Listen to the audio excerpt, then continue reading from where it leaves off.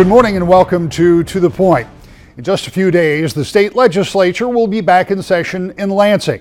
Over the past few weeks, we've been talking with some of your lawmakers about what to expect for the second half of the year. They've spent most of the summer back in their districts talking to their constituents. Now, when they head back to Lansing, what will be on the agenda? This morning, we talked to a freshman lawmaker, Stephen Johnson, who represents parts of Kent and Allegan County, about what he expects in the coming weeks and months. Representative, let's start by looking back at the first 7-8 months that you've been in office. What is different being an elected representative than what you assumed it was going to be like? Well, I didn't really know what to expect. I've never done this before, but it's been a big learning curve. Lots of people, lots of meetings trying to learn all the issues, everything from insurance to, healthcare policy, trying to follow the budget process as well. So it's just been a huge learning curve for me. The budget process is interesting that you bring that up because, first of all, it's massive compared to any of our personal home budgets. Right. And it's also very restrictive because you don't have the latitude in moving money around. Much of that money is predetermined where it's going to be spent before it ever arrives. So it becomes a real challenge. Right. A lot of it is restricted by either statute or through the federal government, how we can spend it. So there is a lot of issues of how can we get the money to the right places. For roads, that's where we want to put money at. But unfortunately, a lot of it is restricted.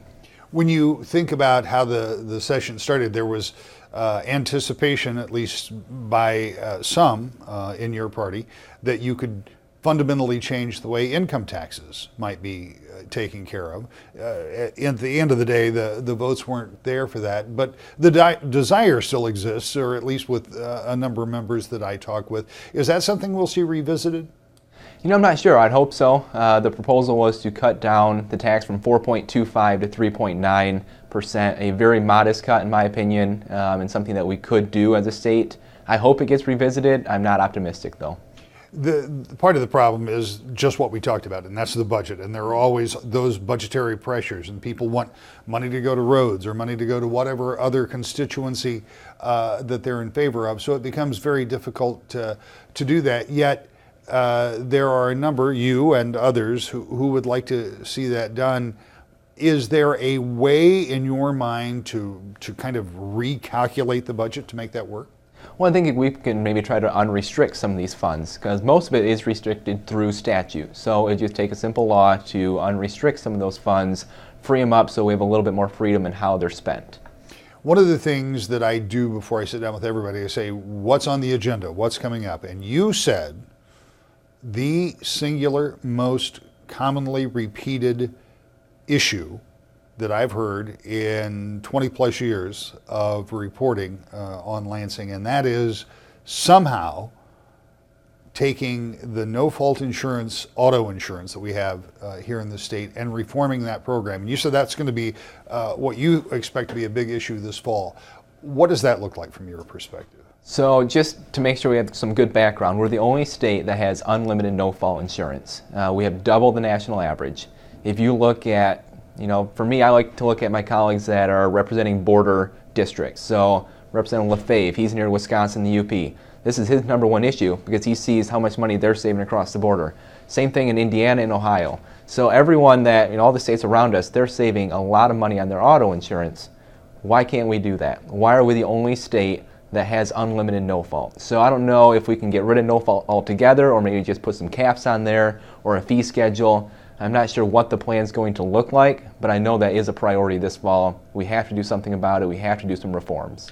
There's some very strong lobbies on both sides of that issue, but there are also the people that are impacted directly, and those are the folks who are accessing the catastrophic care fund now, and that's the part that's unlimited. That is that lifetime unlimited benefit for someone who is horrifically injured. And for those folks who are involved in that, one of the big concerns is, does that go away? I mean, that promise has already been made.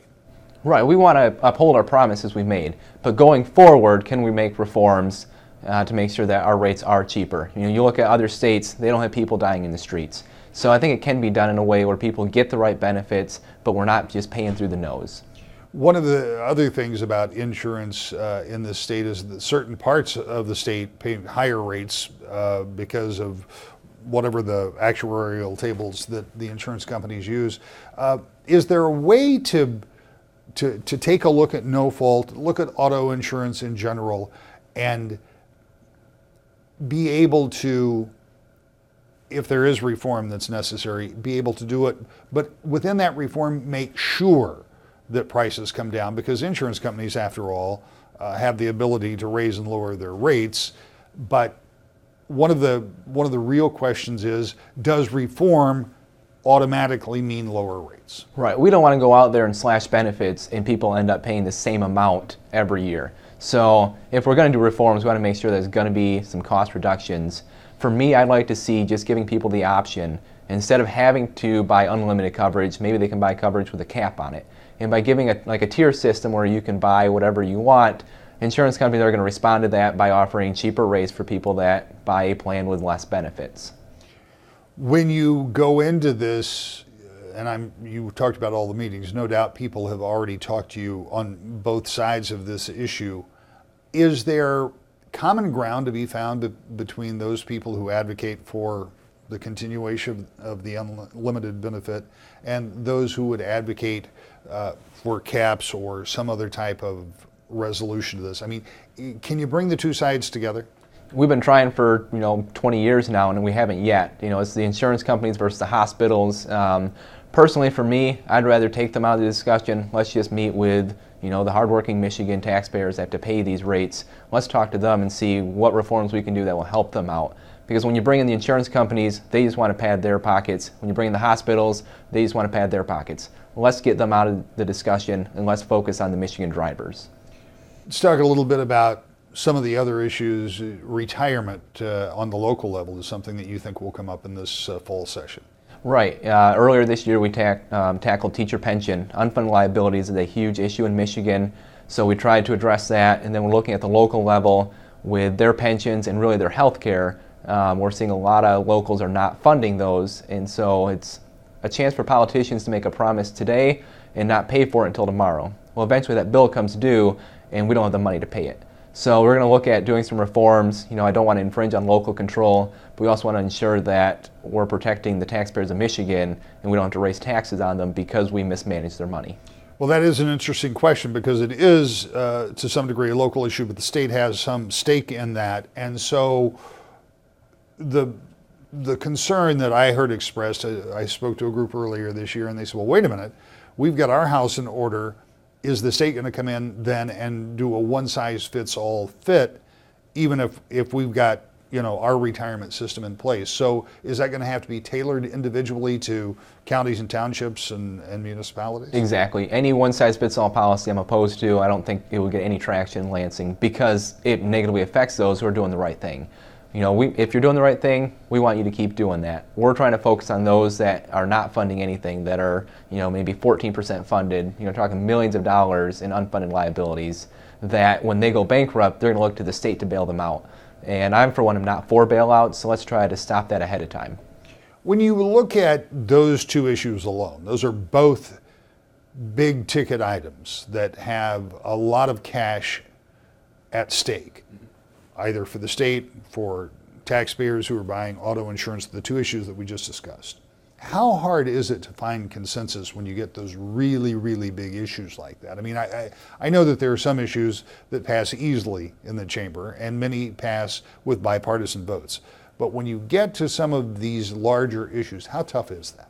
That's very tough, but it has to be done. So we were elected to do a job. So as far as I'm concerned, it doesn't matter how tough it is, we got to go there and we got to try to do the right thing. And the facts, I believe, are on our side, especially with no-fault reform. Just looking at how much we pay versus what other states are paying, clearly we can do something different.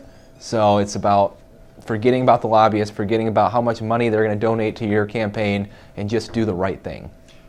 That's a very populist line. Forget about the lobbyists and how much money they're going to contribute in campaigns. But the fact is, with an election cycle coming up, they will be contributing, or the people that they represent will be contributing a lot. How difficult do you think it'll be? And I know you haven't been through this before, but as you head into a year that's an election year, and arguably one of the bigger election years for the state, because everything at the constitutional level is up, governor, lieutenant governor, and all of that. Every member of the state Senate, and many of them are leaving for good because of term limits, so you're going to have a whole new crop of state senators. Fully a third of your colleagues will be gone because of term limits and elections. How much more difficult will it be in an election cycle to get things done than just normal? Right, normally it's harder. You have these big issues. The closer you get to an election, the harder it is to get it done. But I would actually argue with no fault, it becomes easier the closer you get to an election. To me, what better campaign promise than lowering auto insurance rates? I think as you get closer to the election, people start worrying about their constituents more. They go to their district more, they're talking to people more, and they see, all right, auto insurance rates are a problem. Let's do something about it. So the closer we get to an election, I think the more likely we are to get something done. And I know that you're a student of politics, and you've watched and you have observed and looked at this. What is the political condition in Lansing? We know that Washington is in upheaval, and we have seen that for a number of months. In Lansing, are things a little more settled? Oh, I think so, absolutely. We're very civilized with each other. Democrats and Republicans get along. I have disagreements with many people in both parties, but we can get along, we meet, we talk, we hash things out. What you see in Washington does not happen in Lansing. Some of the things that some Republicans would like to deal with in the latter half of this year, like Representative Johnson, would have to do with tax relief, but there is no consensus about what that may look like, though you may hear that discussion as we move forward. We'll take a look from the Democratic side of the aisle when we continue To the Point. Welcome back to The Point. Over the past few weeks, we've been talking to your lawmakers about what to expect in the legislature for the second half of the session. Democrat John Hoadley is from Kalamazoo County, and we started our conversation with a subject that he has been passionate about since he took office: the question of what to do about drawing districts for the U.S. congressional seats, state House, and state Senate seats. Representative, I want to start with an email I got recently, and probably like some emails you get, it wasn't exactly on point because you and I have had this conversation, but the gist of the thing was, why don't you talk about redistricting and getting some independent commission to redistrict? Well, you and I have had that conversation. The former representative in the seat and I had that conversation. And it is part of an ongoing effort to get a ballot initiative going. And I know that the former chairman of the Michigan Democratic Party has litigation going. There's a lot going on around that. So let's start with, I'll try to set it up quickly. Every 10 years, there's a census. Shortly after that, the legislature takes on redrawing the lines for state House and the U.S. House. Those are the two significant ones. And it's usually controlled, always controlled, by the party in power. And whatever party that is naturally going to draw those lines to benefit them. That's just the nature of the way that works. Some people, including you, I believe, would like to see that change. Yeah. The way that we do redistricting, we draw the lines where people live right now. It's wrong. It lets people that are in power abuse that power. So Representative Sean McCann before me and then Representative Moss with me currently, we've introduced legislation that would make it so we take that away from the politicians and put that power back in voters' hands.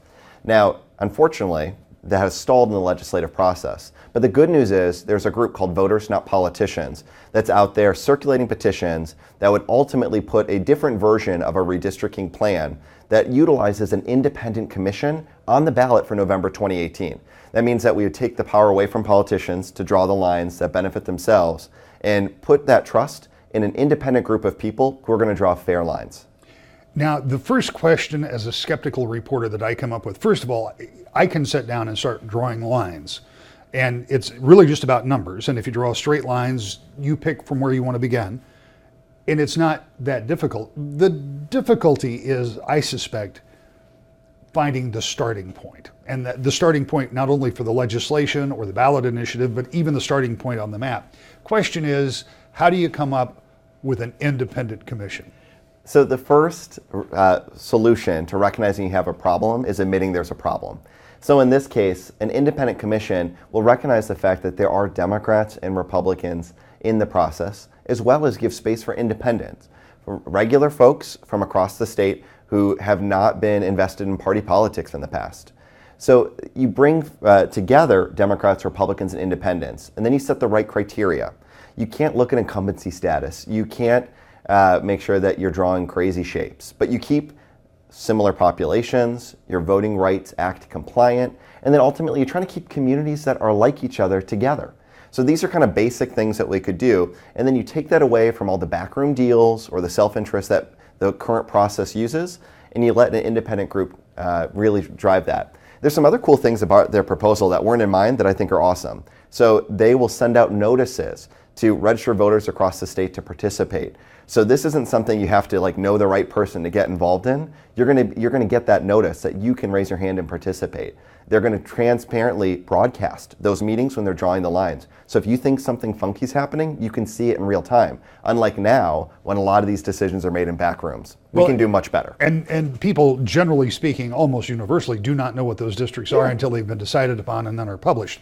But now here's another question that I've often had about this, because literally, as political animals, we do this. We look at it and say, well, okay, so if you start in the corner of Southwest Michigan and draw a line out until you get to the right number, whatever it is for a congressional seat or for a state house seat, state senate seat, you can draw that out, and it's pretty easily done. But then the question is, what do those districts look like? You said similar areas. So are Ottawa and Kent County more similar, or should Lakeshore counties be kept together? I mean, and so it's not just a simple answer that this is wrong and this is right. Getting to the next formula is not going to be black and white. Well, and so here's the thing, right? There's some art to the science, right? Mm-hmm. At some point we have to make choices about what the criteria are.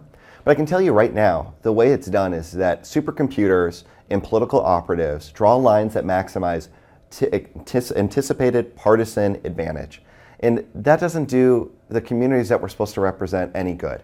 And so, we may make choices. Is it more important in my neck of the woods to have Kalamazoo and Portage together because we share so many items, or Kalamazoo and Battle Creek because we share an airport? But I can tell you that those are questions that nonpartisan independent groups should be talking about, not the politicians that will benefit from the way the line is drawn.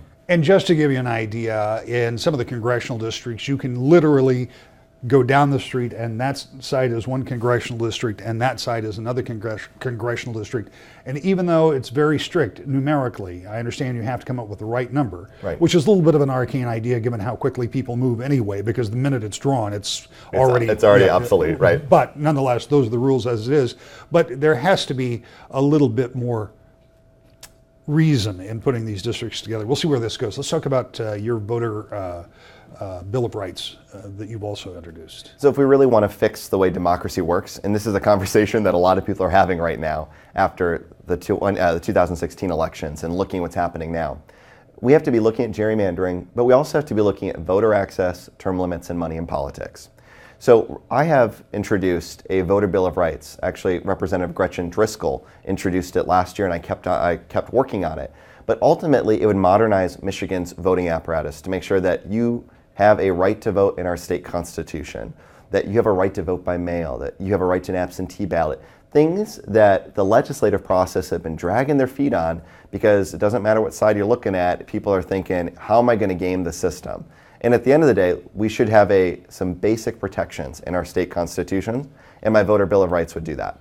And is that legislative, or would that have to be as a ballot initiative or a constitutional amendment as addressed by the legislature? I mean, ultimately, it would have to be a constitutional amendment. So if this were to move, it would end up in front of voters eventually.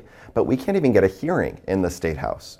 It would be great if the Elections and Ethics Committee took up at least an informational hearing on the Voter Bill of Rights so we could start the debate about what sort of protections should be in our state constitution for one of our most sacred rights as American citizens. When you think about those two issues, voting, access to voting, and then having some other idea of how to put together the districts in which you vote, all of that collectively sounds like a pretty big change in the way we do elections in the state of Michigan. Is the pushback political, or is it institutional? We've always done it that way. So it's a little bit of column A and a little bit of column B. We shouldn't be afraid of talking about big ideas, because we've had big change as a country and as a state. there are folks who are invested in doing things the way we've always done them because that benefits them. And the people that lose on that are regular folks, people who live in our communities who want to see government be responsive.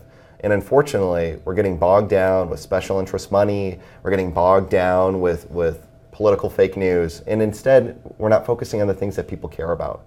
If we were to enact the Voter Bill of Rights, it would make sure that every couple of years, voters are going to really have the final say. If you like what your politician's doing, keep them. If you want to hold them accountable and change what's happening, vote them out. It's hard to do that under the current system that's gerrymandered, that has floods of special interest money, have very short term limits, that empowers lobbyists more than it does actual voters. So we should be fixing all this. We can. But just quickly on term limits. Yep. We know that there is an idea that may or may not make it on the ballot to, in addition to term limits, have a part-time legislature. And those are the kind of things that pick up populist steam. If you wanted to undo term limits and had to take it to the people, that becomes a very heavy lift, doesn't it? Absolutely. But the conversation needs to be had, because I talk to folks on the left and on the right, and people are angry. They feel like the system isn't working for them. And so the solution that some folks who've benefited from a broken system hold out there is, let's break it even more and punish folks. But at the end of the day, we are the ones who get punished then, not the politicians, but the actual voters who want to see real change happen, that want to see the issues they care about turned into laws. And instead, we hold out these feel-good and these sort of angry responses that say, let's punish those politicians even more. I'm just saying, we can do something different. We can do something better. If you want a person to fix the system, then let's make sure we're getting the highest quality people in there. Let's make sure we're having a conversation about how to fix government so it works again, instead of just punishing people because we're angry. We have a couple minutes left, and we've got a lot more to talk about, and you're always gracious with your time, so I know you'll come back. But I want to talk to you about something that I know that you're interested in and have been working on, and that's elder care and elder care issues, because as our society grays, and there are a lot of baby boomers who are going to be moving out of the workplace into retirement, and we ultimately are going to have long care health needs, and you're working on something with that. I have a bipartisan bill that would create a long-term elder care study. Ultimately, we don't know how much it's actually going to cost to take care of our aging population, and we don't know what type of programs or solutions we need to put in place. So I have a bipartisan bill. I hope we can have a hearing on it in the fall in the Health Policy Committee. But ultimately, it was enacted, we'd bring stakeholders together around a table, and we'd say that you have to look at least for 3 solutions, maybe some sort of tax credit, maybe some sort of program, maybe some sort of reinsurance for people that currently exist, as well as what other good ideas happen. And then let's actually go get the research, get the data, and then we can reconvene a year from now and actually say, based on what we saw, what do we need to do? Because if we wait for the problem to become a crisis, then our parents and our grandparents suffer. But instead, if we were to start taking action now, we can get ahead of this and be in a good spot for our state. So over the past few weeks, we've been talking to your lawmakers about what they expect to come up in the remainder of this legislative year. We'll continue to follow it to see what does transpire, but one thing is virtually certain. If there's any real heavy lifting, that is, if there's any big issue that needs to be done, it probably has to get done this year. That's because next year is an election year, and not just any election year, but a big one for the state of Michigan. Virtually everything up for grabs. 1 U.S. Senate seat, every U.S. congressional seat, the governor's office, of course, every seat in the Senate and the state house as well. So that means that there will be a lot of politicking going on, and this year may be the best chance to get real policy making done. We'll talk more when we return to The Point. Your state senators and state house members will be heading back to Lansing this week, and on Wednesday they could start taking votes. We, of course, will continue to follow their progress, and your federal lawmakers are going back to Washington too, and they're sure to make some headlines as they still have some big issues there. We'll talk about them every Sunday morning when you join us here to The Point.